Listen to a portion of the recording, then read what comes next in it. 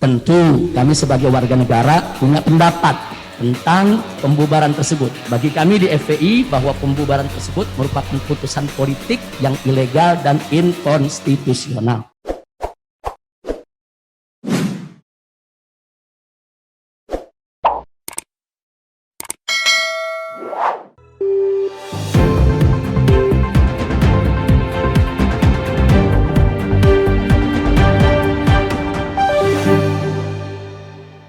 Baik, selanjutnya dari terdakwa dan penasihat hukum, apakah akan menanggapi, mengajukan duplik atau tetap pada pembelaan? Silakan. Ditanggapi oleh terdakwa dulu, nanti kami secara lisan dengan majelis. Ya, silakan. Mohon izin majelis hakim yang mulia.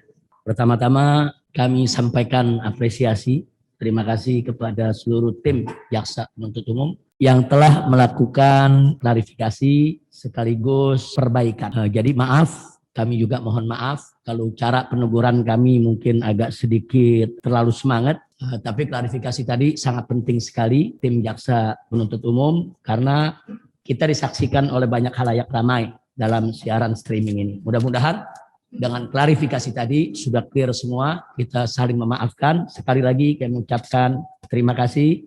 Semoga Allah memaafkan kita semua.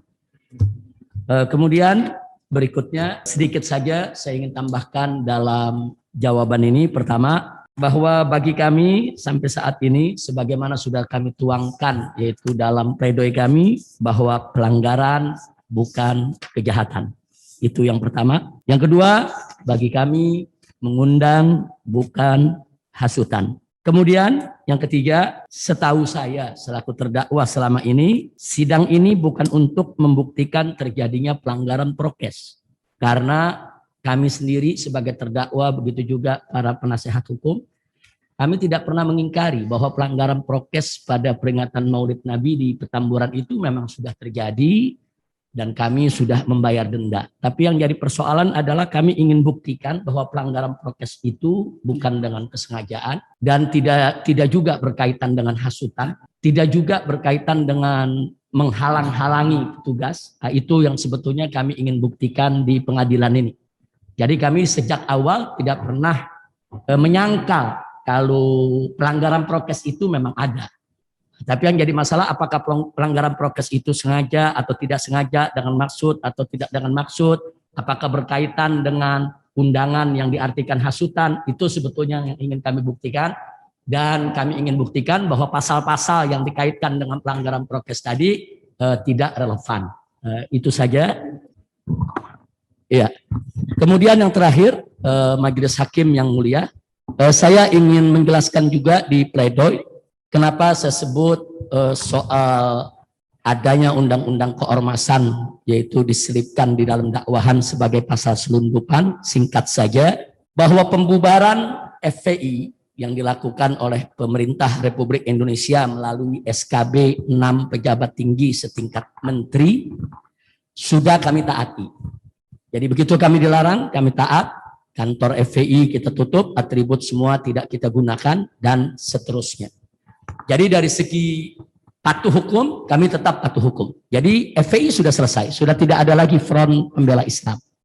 Itu dari segi konkret patuh kepada undang-undang. Namun demikian, majelis hakim yang mulia, tentu kami sebagai warga negara punya pendapat tentang pembubaran tersebut. Bagi kami di FPI bahwa pembubaran tersebut merupakan putusan politik yang ilegal dan inkonstitusional. Oleh karena itu, kami tidak pernah menggugat di petun.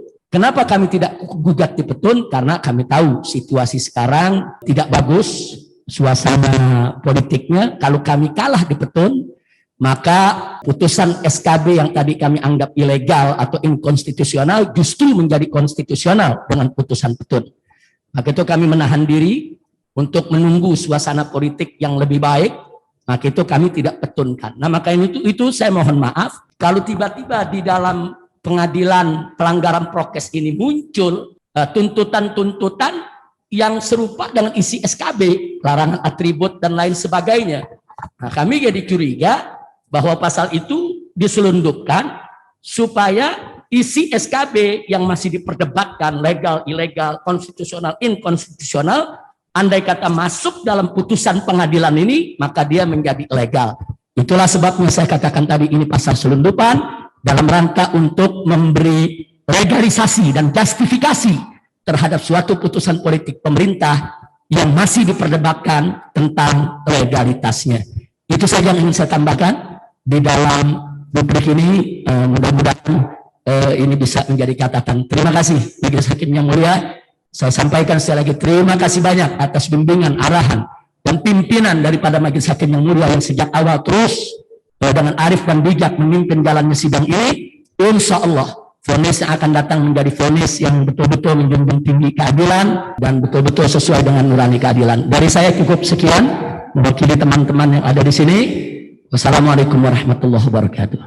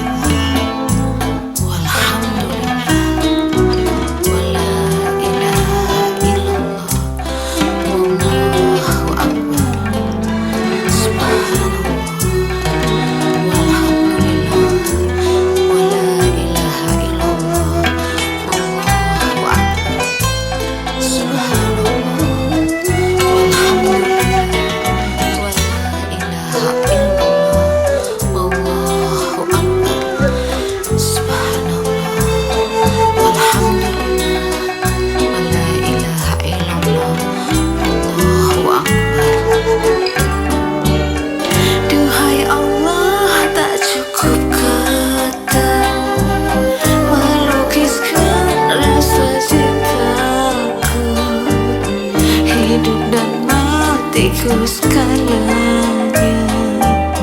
ku serahkan kepadamu. Kau selalu ada di segala suasana hatiku. Kau selalu ada di setiap detak jantungku. Duhai Allah, tak cukup kata melukiskan rasa cintaku.